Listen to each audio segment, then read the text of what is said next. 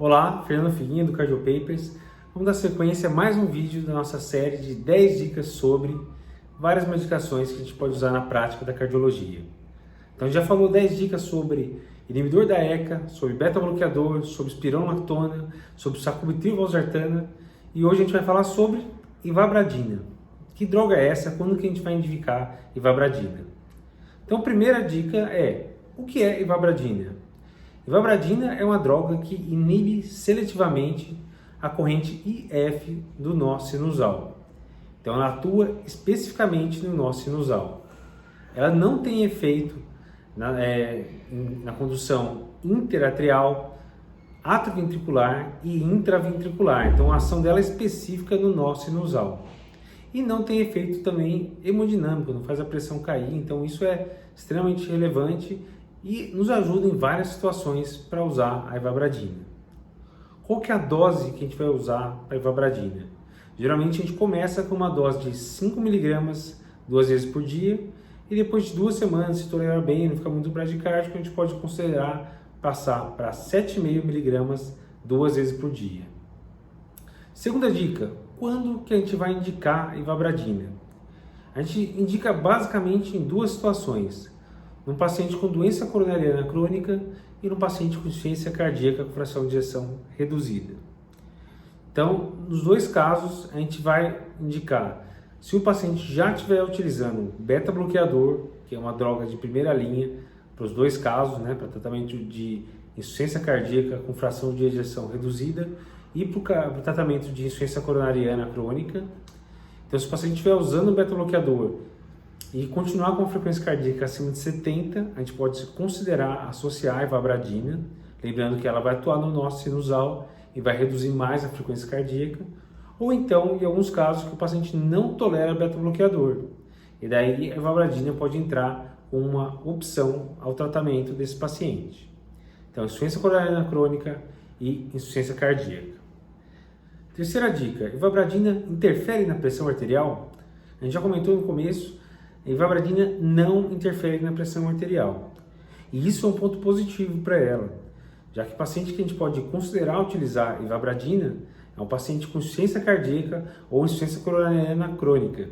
Seriam pacientes que já estão usando vários remédios a mais, estão usando beta-bloqueador, estão usando IECA, no caso de insuficiência cardíaca, está usando espironolactona, está usando diurético de alça, está usando vários remédios que fazem a pressão cair.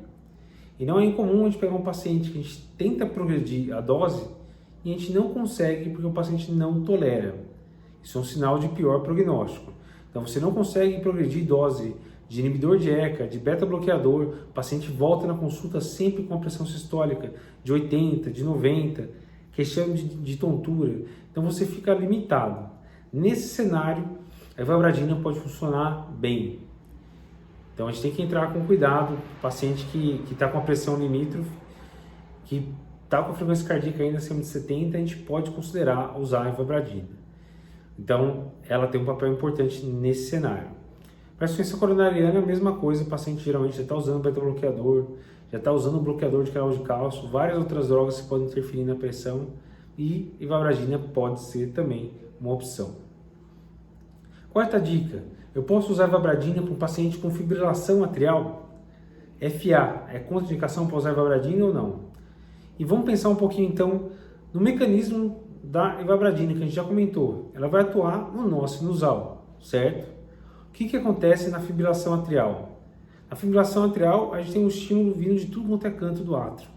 O átrio está fibrilando, está batendo totalmente de forma desordenada. Então faz algum sentido a gente dar uma droga que vai atuar no nó sinusal com o paciente FA? Não tem o menor sentido. Então a gente não deve indicar ivabradina para um paciente com FA porque não vai fazer efeito. Não tem sentido, certo? Quinta dica: num paciente com insuficiência cardíaca, eu posso entrar com ivabradina antes de entrar com beta-bloqueador? De forma alguma. Beta-bloqueador tem evidência muito mais sólida no tratamento da insuficiência cardíaca do que ivabradina. Então a gente não deve passar na frente de beta-bloqueador. Então, quando que a gente deve usar? Para paciente que está usando o beta-bloqueador, otimizou a dose ao máximo e mesmo assim continua com a frequência cardíaca acima de 70. Ou para aqueles pacientes que é mais raro, mas que não toleram beta-bloqueador. Lembrando que o paciente pode não tolerar o beta-bloqueador por algum motivo, e a gente tem vários outros beta-bloqueadores, né? A gente pode não tolerar o carvedilol, tenta bisoprolol, tenta succinato de metoprolol, alguma coisa mais cardioseletiva para ver se tolera. Entra com calma, progride devagar a dose. É difícil o paciente não tolerar nenhum beta-bloqueador, mas pode acontecer. Na insuficiência cardíaca, o estudo que mostrou benefício foi um estudo chamado SHIFT. Foi um estudo com 6.500 pacientes que avaliou pacientes com fração de ejeção abaixo de 85%, frequência cardíaca acima de 70% e comparou usar ivabradina ou placebo nesse cenário. Então, um paciente que já está usando beta-bloqueador ou que não tolera. E no caso do estudo SHIFT, 89% dos pacientes estavam usando beta-bloqueador. Então, estava usando beta-bloqueador e a frequência continuava acima de 70%. Nesse cenário, usar ivabradina reduziu em 18% o desfecho primário de morte cardiovascular ou hospitalização por IC. Mas quando a gente foi ver mortalidade isolada, não houve benefício significativo. Então, não tem o peso de evidência que tem o beta-bloqueador.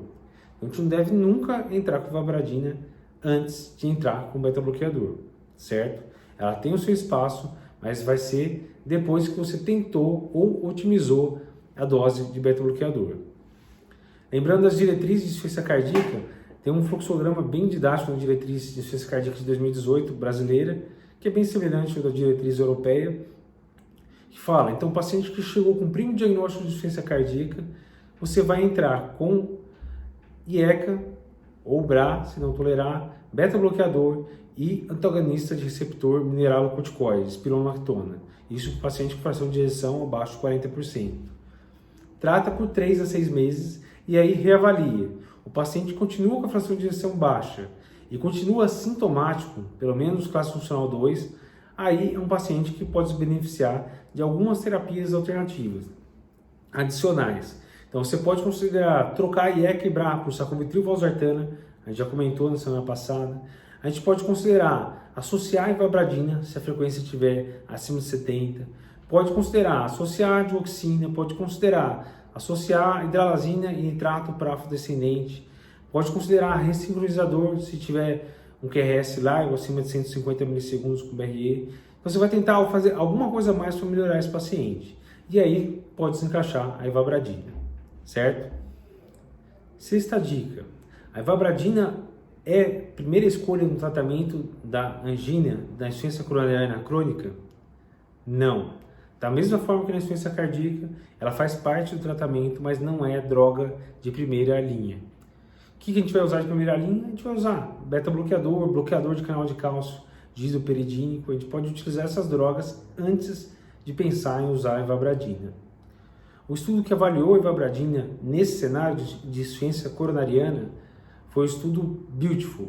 Foi um estudo com mais de 10.000 pacientes que testou o uso da ivabradina nesse cenário. Frequência cardíaca acima de 70 usando beta-bloqueador ou que não tolerava beta-bloqueador e mostrou que não houve redução do desfecho primário de morte cardiovascular ou hospitalização por IC ou insuficiência coronariana.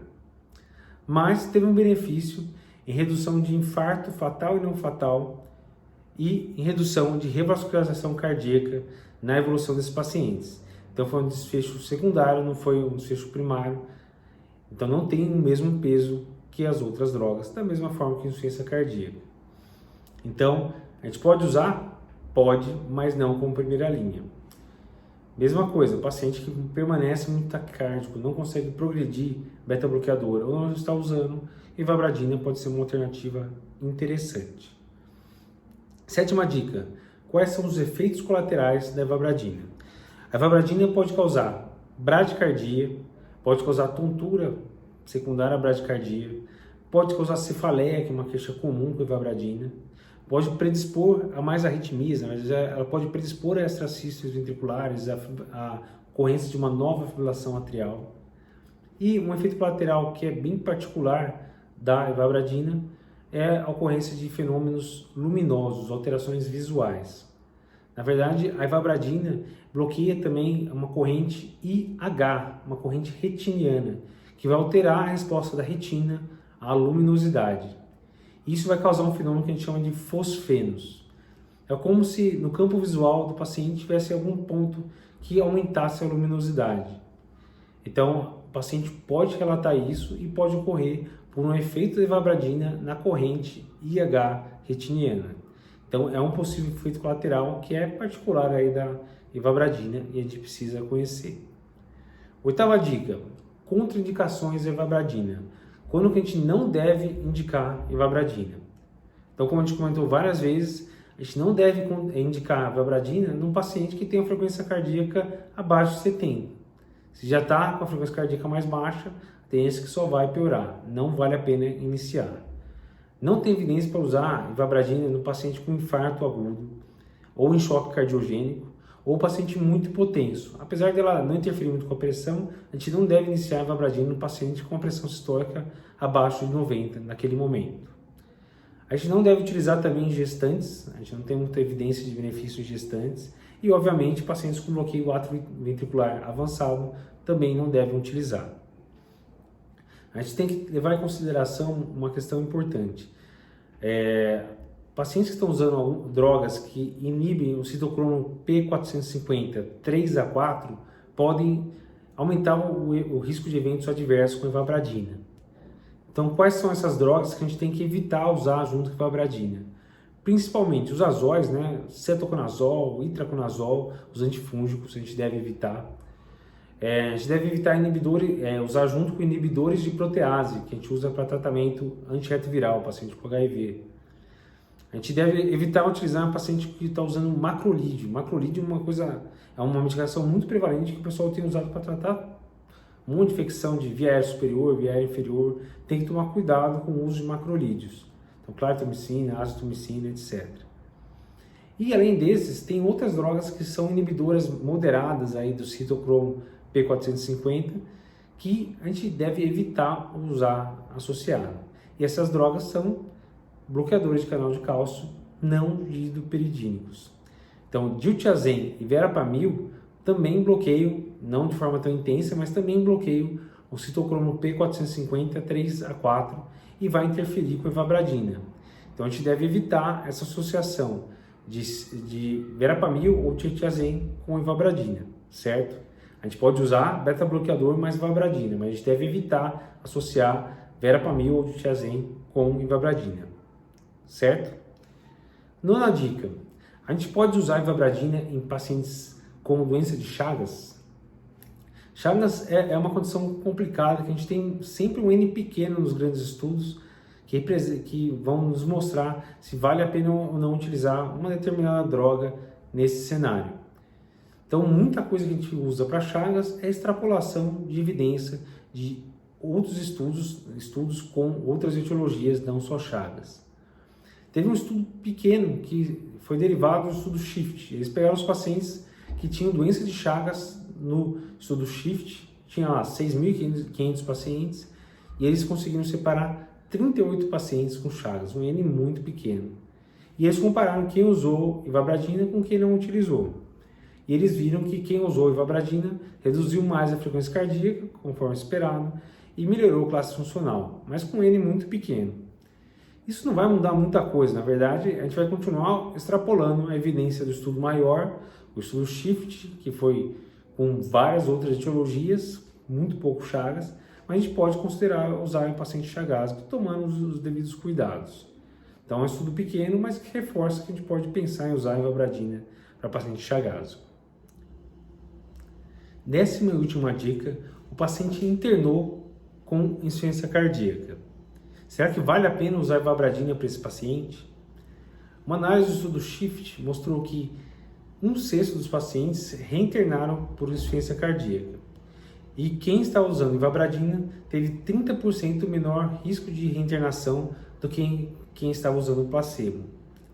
Então parece que a evabradina pode ajudar nessa fase que a gente chama de fase vulnerável, que seria as primeiras semanas após a internação, que é a fase que tem maior risco do paciente reinternar.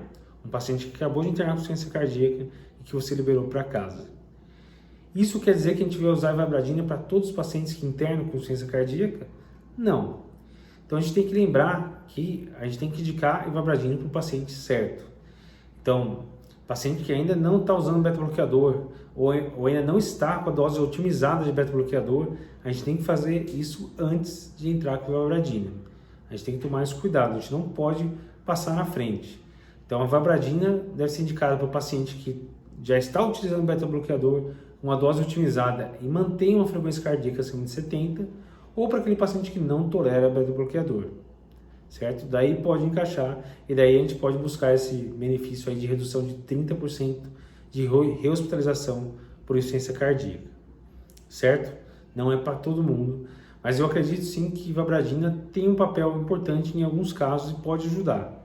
Então é importante a gente conhecer a droga, conhecer as indicações corretas, as contraindicações, efeitos colaterais, para a gente poder ter mais essa droga no nosso arsenal para tratar um paciente com insuficiência cardíaca ou insuficiência coronariana crônica. Sobre alguma dúvida então do uso da vibradina na insuficiência cardíaca, na insuficiência coronariana crônica ou qualquer outra dúvida sobre vibradina, pode mandar para a gente no YouTube, Facebook, Instagram, onde tiver, que a gente vai responder. Obrigado por acompanhar a gente até aqui. Fique ligado nas novidades do Cardio Papers. Toda semana a gente traz um conteúdo novo para vocês.